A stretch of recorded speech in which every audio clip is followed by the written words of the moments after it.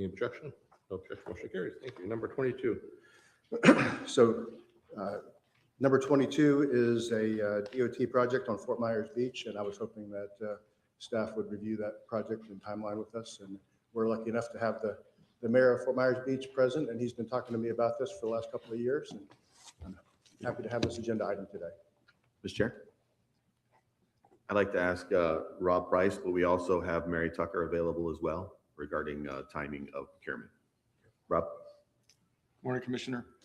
So my understanding is you have some questions with regards to the timelines. We put this project out for bid. Because this is a FEMA project, we have to get a minimum of three bidders before we can move forward and award a contract. The first bid, we got one bid as a part of that, so we had to rebid. Subsequent to us going back out to re-advertise, we made some changes to the plans to try to elevate the signal cabinet. The signal cabinet was originally constructed a couple years prior to Hurricane Ian. It was at ground level. Obviously, when we got the storm surge from Ian, and then subsequently we had Helene and Milton, all three storms deposited sand and water into the signal cabinet there. So we looked at how could we raise the signal cabinet, and so we designed some improvements to elevate it 4 or 5 feet with stairs that are going to go to it. And we had to make some ADA related changes so that we could access the cabinet for maintenance purposes. So all of that happened in between us closing the first bid and going out and advertising the second bid. Construction-wise, the project is expected to issue a notice to proceed with a 45-day material acquisition phase. We expect to start construction in June, and it's going to take us 3 months. Okay. So a couple of follow-up questions, if you don't mind. This was a FEMA project from Ian, so over 3 years ago. Did we not anticipate with FEMA and a hurricane-related rebuild to elevate the cabinet to begin with? I'm just kind of surprised when everything else we're building is anticipated to go up so much, like the Lynn Hall bathrooms, et cetera. Why that wouldn't have been part of the original? So typically when you have a hurricane rebuild, you're building back exactly what was there before.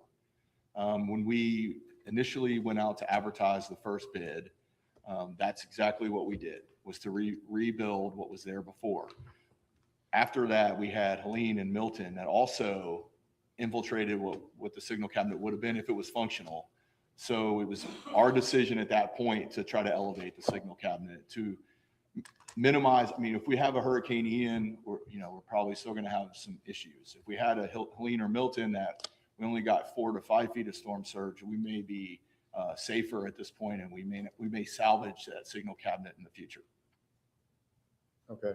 No, again, it's just a common thing when you rebuild after a FEMA hurricane. You got to build new codes, new elevations, and I just would have thought that would have been anticipated faster than last summer. So I'm glad we're building it to a greater standard, and I'm happy to see the project moving forward. But we get beat up a lot, like we talk about the media, pushing us to accelerate road projects and what can we do to streamline timelines. And so when I saw 7 months between bids, that caught my attention. I wanted to make sure it wasn't just a procurement only issue, because I thought that took like 2 or 3 months to rebid something on average. So 7 months struck me as odd. So the timeline between the December bid opening to today is another 3 months. Is there anything internally we could do going forward to minimize that from bid opening to board? So part of that is the contractor who was, okay, there's a couple things. We only got 2 bids this time because we had re-advertised it. We had to seek approval from FEMA for us to move forward and award to one bidder when we only had 2 bids. So that process takes time, the communication with us and FEMA to get their authorization to bring it forward to award the contract. So we had to get special approval from FEMA from the Correct. December bids to be able to put it on our agenda. Correct. That's the federal government got in the middle of that. Correct. We also met with the contractor because it's a contractor that we haven't worked with before on the signal contract. So we wanted to meet with them to discuss, to confirm and get a more warm and fuzzy feeling that we think that they can execute the project. So we did that as well as a part of our due diligence before we brought the contract to award, in case the contractor decided they wanted to walk away from their bid. Okay. Well, I was pleased to see the numbers. They're like 60% of the high bidder. So I was pleased to see that they honored their commitment to that. price and timeline. So again, this is a happy project, right? I mean, the beach has been talking about this and been providing other services down there to try to move traffic for a long time. And there's been a lot of pressure in my middle of my district to move this project forward. So again, I'm commending you. I'm trying to explain to the public why some things take longer and cost more than they think, and to make sure that we pulled this agenda item, that people saw a good news thing happen, that we are doing this as quickly as possible. So, Yeah, this bid was actually lower than the original bid that we just have one bidder. well, I have no further questions. Thank you. Thank you. You good? Okay. Any public comment on this? We have one card, Mayor Dan Allard.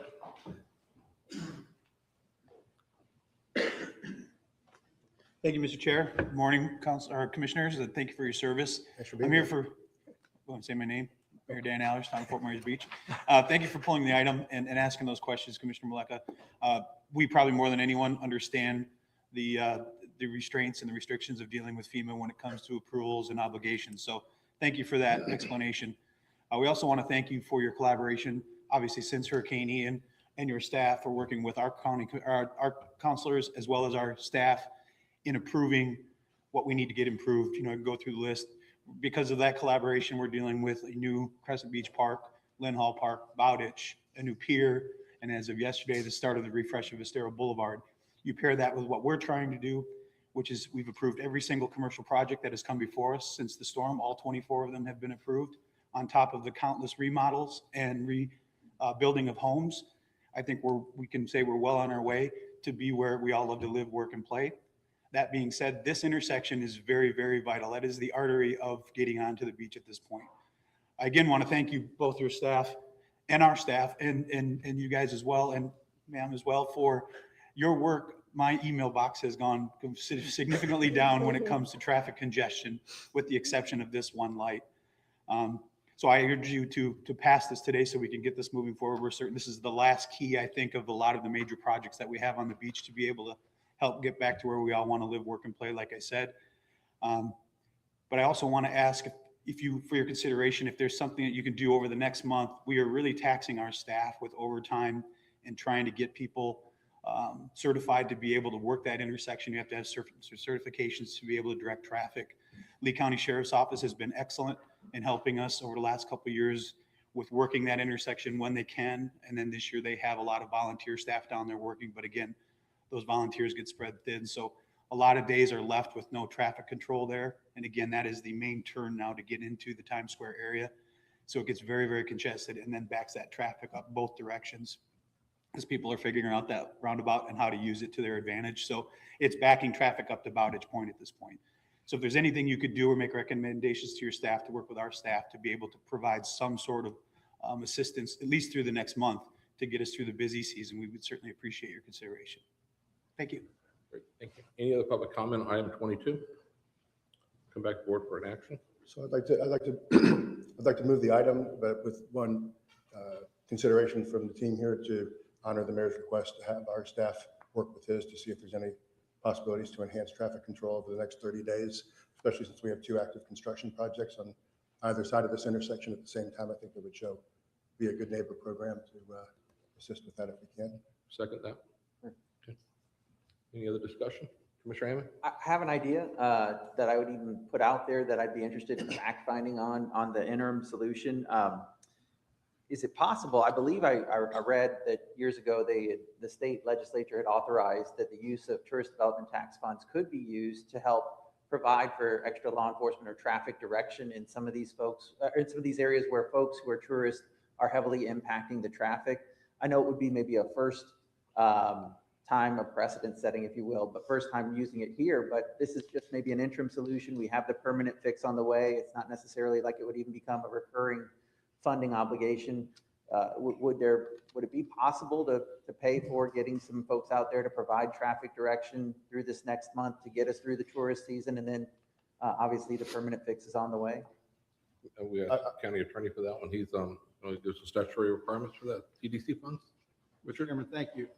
Commissioner, the statute you referenced, going from memory, so it's a dangerous thing, so I'll reserve. I think it pertained to counties with a population less than ours.